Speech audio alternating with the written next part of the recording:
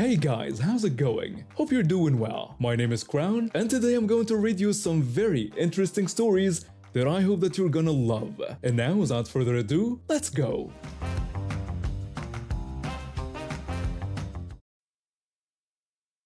I've always been fascinated by reptiles, especially snakes. My parents weren't too keen on the idea of having one as a pet, so the moment I moved out for college, I started volunteering at the local reptile rescue. That's where I met him, my first snake, a corn snake I named Lucifer. He was a rescue case, stunted in growth and with a personality that could only be described as pure, concentrated spite. The rescue staff warned me about his temperament, but I didn't care. Something about his defiant attitude drew me in. When I learned his previous owner had abandoned him due to his aggressive behavior, I knew I had to take him home. The rescue was hesitant at first, but after seeing how I handled his numerous attempts to bite me, with patience and understanding, they agreed to let me adopt him. Living with Lucifer was like having a tiny, scaly demon for a roommate. He would rattle his tail angrily if I so much as walked past his enclosure, and cleaning his tank was always an adventure that ended with at least one bite. But we developed our own understanding. I provided him with food and shelter, and he continued to be himself, which meant being perpetually angry at the world. When I met my now husband, he found my relationship with Lucifer hilarious. He'd watch our interactions with amusement, especially during feeding time when Lucifer would somehow manage to look both grateful and murderous at the same time. One evening, my husband invited some of his co-workers over for dinner. Among them was this young woman who carried herself with an air of superiority that made me uncomfortable from the moment she stepped through our door. Throughout the evening, she kept talking about her special connection with animals, how they naturally gravitated towards her, and how she could speak their language. When the topic of Lucifer came up, she immediately started lecturing me about my approach to handling him. She insisted that I must be approaching him with the wrong energy, claiming that animals could sense fear or uncertainty. I tried to explain that there was nothing wrong with my approach and that he simply wasn't fond of people. She wouldn't hear it, adamantly declaring that it was impossible for animals not to respond to love and understanding, suggesting that I just didn't know how to communicate with them properly. To prove my point, I took them upstairs to see Lucifer in action during his water bowl cleaning. As expected, he launched himself at my hand the moment I opened the enclosure. She still wouldn't back down, accusing me of obviously doing something to provoke him. I explained, trying to keep my patience, that some snakes have their own personalities, and his happened to be spicy. The conversation moved on, and we returned downstairs for dinner.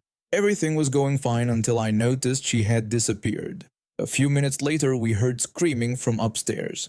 She came running down, crying and holding her hand, which had two tiny puncture marks that had barely broken the skin. My husband immediately went to clean the wound, though I could tell he was struggling to keep his composure. He scolded her for going into our room without permission while treating her bite. She tried to defend herself, whining that she just wanted to prove that any animal could be gentle with the right approach, and accused me again of mishandling him. I couldn't hold back anymore and asked her what she had expected to happen. I pointed out how ridiculous it was to think years of his grumpy personality would suddenly vanish just because she decided she was the snake whisperer, reminding her that he wasn't some Disney princess's animal companion. The next day at work, she apparently tried to file a complaint against us for keeping a dangerous animal in our home. However, it backfired spectacularly when my husband's other co-workers pointed out that she had trespassed into our bedroom and deliberately antagonized a contained animal. Our company's human resources department gave her a formal warning about making false accusations and spreading malicious rumors about co-workers. Lucifer lived out the rest of his days being his wonderfully grumpy self. When he passed, we placed his ashes in a small urn on the windowsill facing the mountains. Sometimes, when the wind makes the trees scratch against the window, it sounds just like his angry tail rattling, and I swear I can feel his spirit still judging everyone who walks up those stairs. I've even stumbled a few times when looking at his urn too long, Probably his way of reminding me that even in death, he's still the same lovably hateful creature he always was. The Snake Whisperer never came to another company gathering and eventually transferred to a different department. I've been working as a court security officer for almost 8 years now, and let me tell you, you see all kinds of interesting characters in this job. But yesterday's incident really takes the cake. I was working the morning shift at the metal detectors when this woman in her mid-40s, dressed in what looked like expensive workout clothes, came strutting in like she owned the place. She was there for a parking ticket hearing.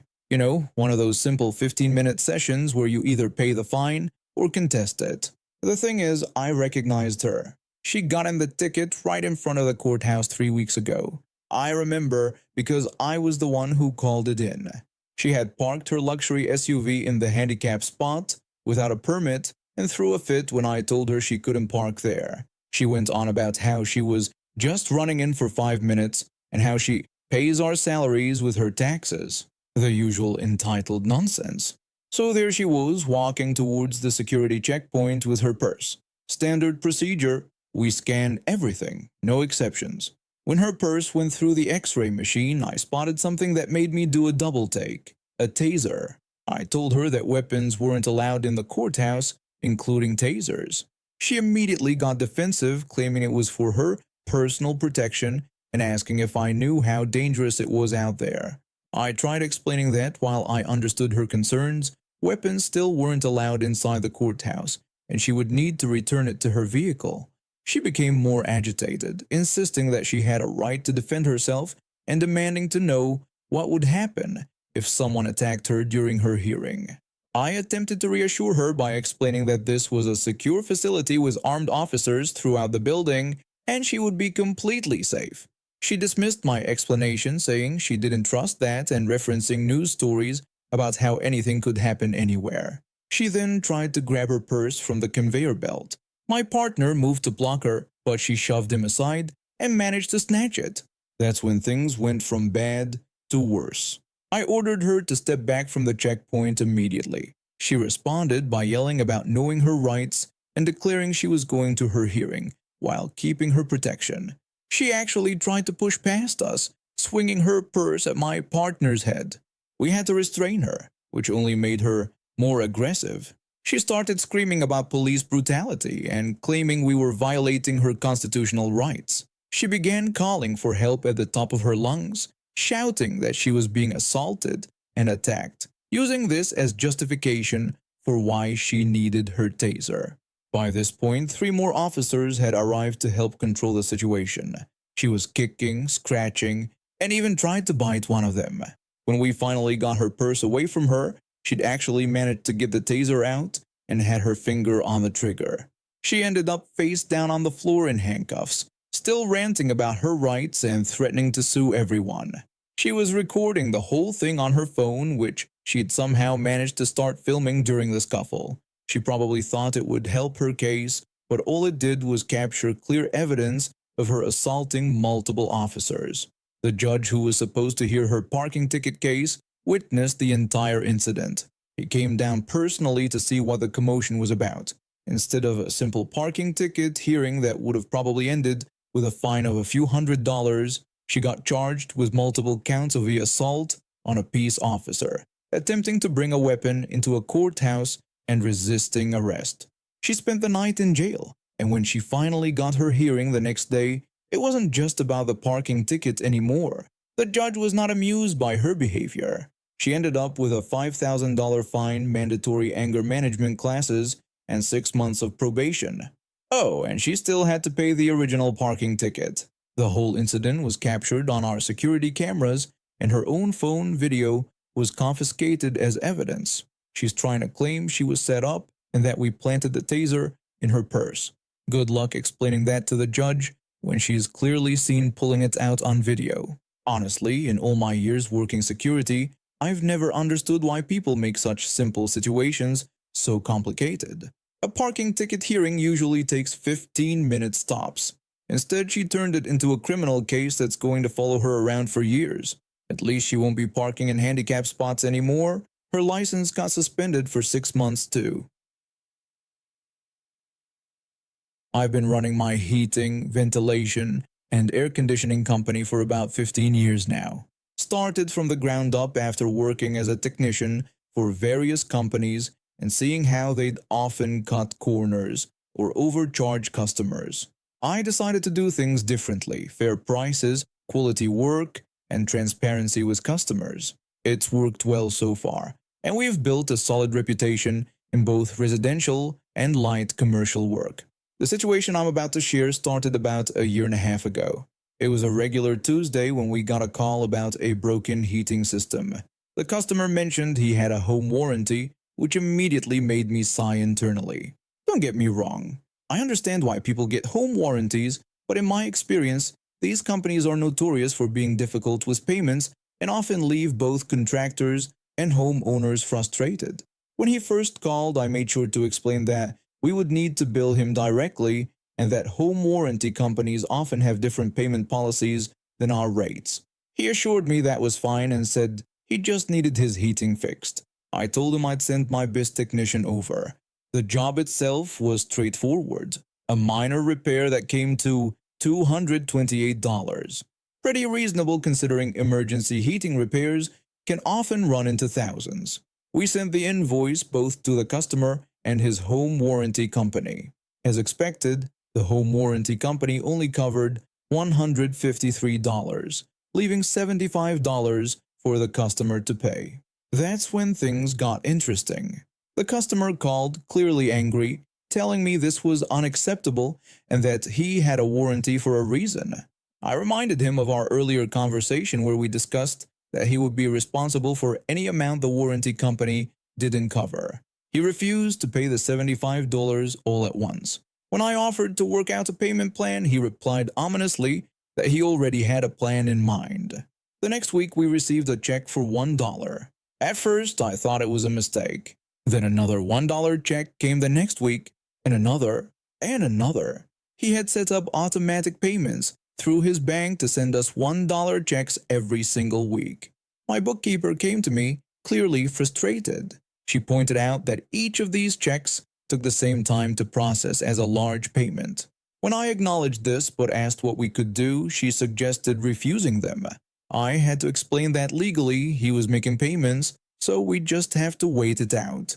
Week after week, those $1 checks kept coming. My bookkeeper would roll her eyes every time she saw one in the mail. We started making jokes about it in the office. My co-workers would tease me by announcing it was dollar check day again, and we'd joke about framing all the checks. But here's where it gets even better. After exactly 75 weeks of dollar checks, we received one final payment, bringing his total to $76, exactly $1 more than he owed. Then I got a notification from the bank. He had put a stop payment on that final $1 check. Now, I've been in business long enough to know that banks charge for stop payments. Out of curiosity, I looked up his bank's policy. $35 to stop payment on a check. This man literally paid $35 to stop payment on a $1 check just to spite us over that $75 balance from over a year ago. I had to share this with my team. When I told my bookkeeper about the stop payment, she couldn't believe it at first. When I explained that he had paid $35 to stop a $1 payment because of a $1 overpayment, she was speechless. We ended up framing that final voided check notice and hanging it in our break room. Just last week, I got an emergency call from a familiar address. It was our dollar check friend, desperately needing his air conditioning fixed in the middle of summer. He explained his AC wasn't working and demanded someone come out that day. I checked his address and told him that, due to our previous payment arrangement taking up excessive administrative time, we would have to pass on this job. I offered to recommend several other companies in the area. He protested about it being 95 degrees outside, but I simply wished him a good day and ended the call. He ended up paying another company almost triple what our original repair cost would have been for emergency weekend service. I've been working as a veterinary technician in Michigan for the past 5 years. My love for animals started when I was young. I used to volunteer at shelters and foster injured wildlife. After getting my certification, I landed a job at this privately owned veterinary hospital. The pay wasn't the best, but the team was great, and I genuinely enjoyed helping animals. That was until our new manager arrived 6 months ago. From day one, she made it clear that things would be different under her leadership. She started implementing random changes that nobody asked for or needed. But the breaking point came when she decided to convert our break room into her personal office. Now you might think, well, that's not so bad. She moved all our food storage into the treatment room. Yes, you heard that right. The same room where we deal with sick animals, bodily fluids, and medical procedures. We're talking about storing our lunches next to areas that might have blood, urine, or worse. Several of my co-workers spoke up about this. I told her we couldn't keep food in there because it wasn't safe. One of my co-workers pointed out that the treatment room wasn't an appropriate place for food storage, while another mentioned potential health code violations. But our manager just brushed us off, saying the treatment room was perfectly fine and that we were making a big deal out of nothing. After seeing her dismiss everyone's concerns, I decided to file an anonymous complaint with the Michigan Occupational Safety and Health Administration. I couldn't just stand by while she put everyone's health at risk, but things got worse after that. She started pulling people into her new office one by one. When it was my turn, she asked if I had filed the complaint. I denied it, of course. She then claimed she had called the Michigan Occupational Safety and Health Administration and threatened that they would tell her who did it, warning there would be consequences. She did this to everyone, trying to intimidate us into confessing. Then came the staff meeting from hell. Our manager announced that she had spoken with her attorneys, who supposedly told her she had the right to know who filed the false complaint. She went on to claim that the person responsible could face jail time and fines for lying. She even said that after the first year, the Michigan Occupational Safety and Health Administration would reveal who filed it, and there would be serious trouble. The whole room was silent. I could feel my heart racing, but I kept my cool. Later that day, I decided to do my own research and made some calls. Turns out, she was completely full of it. The Michigan Occupational Safety and Health Administration confirmed that they would never reveal the identity of someone who files a complaint. That's the whole point of anonymous reporting. But I wasn't done. I contacted a labor lawyer who specialized in workplace retaliation cases. They helped me document everything: the unsafe food storage, her threats, the intimidation tactics, and the false claims about getting information from the Michigan Occupational Safety and Health Administration. 2 weeks later, we got a surprise visit from health inspectors. They found multiple violations in the treatment room, including our food storage situation. The next day, representatives from the Michigan Occupational Safety and Health Administration showed up for a routine inspection. Our manager threw a fit, insisting she had everything under control. The inspector explained to her that storing food in a medical treatment area was a serious violation of health and safety codes. The investigation revealed more than just a food storage issue. They found evidence of workplace harassment and intimidation related to safety complaints. My lawyer helped me file a formal retaliation complaint, even though she hadn't figured out I was the whistleblower. Long story short, the owner of the veterinary hospital got involved. After seeing the mounting evidence and potential legal issues, he had no choice but to act. Our manager was fired, and we got our break room back, with new cabinets and a fresh refrigerator as a bonus. The new manager's first order of business: installing a proper food storage area far away from the treatment room. And now we have reached the end of today's stories. Thank you for watching, and see you next time.